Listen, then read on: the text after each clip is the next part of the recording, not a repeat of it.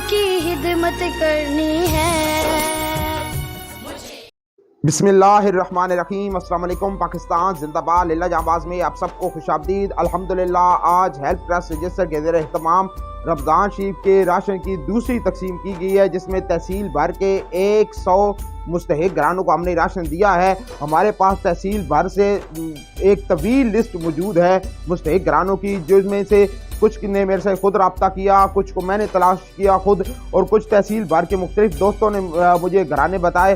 कुछ हमें बताए हैं अलखिदमत ग्रुप लिल्ला ने, कुछ हमें घराने बताए हैं तसव्वुर भाई जो इनके लिल्ला के मसाइल ग्रुप है।